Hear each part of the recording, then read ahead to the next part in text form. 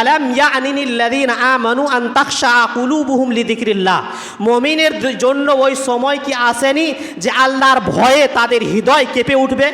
এই আয়াতটি শুনে হযরতে ফুজাইল বিন আয়াজ বললেন, আমার মধ্যে একটি পরিবর্তন চলে এলো।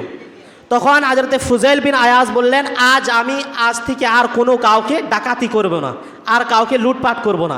তখন তার সাথীর যারা তার গ্রুপের মধ্যে ছিলেন তারাও বললেন কি আমরাও আজ থেকে তওবা করে নিব। তারপর ফুজাইল বিন আয়াজ যাদের সম্পত্তি লুটেছিলেন, ডাকাতি করেছিলেন, তাদের কাছে ক্ষমা চাইতে লাগলেন। কিন্তু একজন ইহুদি সে ক্ষমা করতে অস্বীকার করে দিল আর বলল, আমি ক্ষমা করব, একটি শর্ত রয়েছে। একটি পাহাড়কে দেখিয়ে দিলেন, এই পাহাড়টা যদি তুমি এখান থেকে সরিয়ে দাও তাহলে আমি তোমাকে ক্ষমা করব। পাহাড়টা কি সরানো যায়? এত বড় পাহাড়। তো সে ফুজাইল বিন আয়াজ একটি পাথর সরাইতে লাগলেন সেখান থেকে।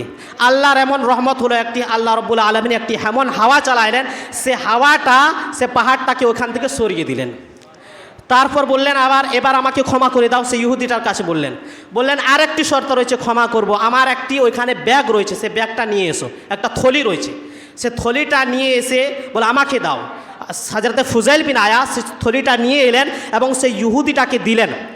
তারপর সেই ইহুদিটা সঙ্গে সঙ্গে ফুজাইল বিন আয়াজের হাত দিয়ে কলমা পড়ে নিলেন, মুসলমান হয়ে গেলেন। সেই ইহুদিটাকে জিজ্ঞেস করা হলো, তুমি মুসলমান কিসের জন্য হলে? তখন সে বলছেন যে আমি তওরাতের মধ্যে পড়েছিলাম যদি এই উম্মতে মুহাম্মাদির কোনো ব্যক্তি সত্যিকারে যদি তওবা করে নেয় তাহলে সে যদি মাটির মধ্যে হাত দিয়ে দেয় মাটি সোনা হয়ে যাবে। তো আমি যে থলিটাকে আনতে বলেছিলাম সে থলিটার মধ্যে আমি মাটি রেখেছিলাম, এটা পরীক্ষা করার জন্য। আমি যে যেটা পড়েছি এটা সত্যি কি মিথ্যা এটা পরীক্ষা করার জন্য আমি ওই থলিটার মধ্যে মাটি রেখে দিয়েছিলাম। এবং ওই যে ব্যক্তি বলল ফুজাইল বিন আয়াজ যে আমি তওবা করেছি, তো ওই তওবা সত্যিকারে করেছে না কি করেছে এটার জন্য আমি তাকে সেই থলিটাকে আনতে বললাম। যখন সে থলিটা আমাকে এনে দিল তখন দেখছি সত্যিকারে সে মাটিটা সোনা হয়ে গেছে। তাহলে আমার বিশ্বাস হয়ে গেল কি ইনি সত্যিকারে তওবা করেছেন। আমাদের এই উম্মতে মুহাম্মাদির এত ফজিলত, বড় বড় আম্বিয়া কেরামগণ পর্যন্ত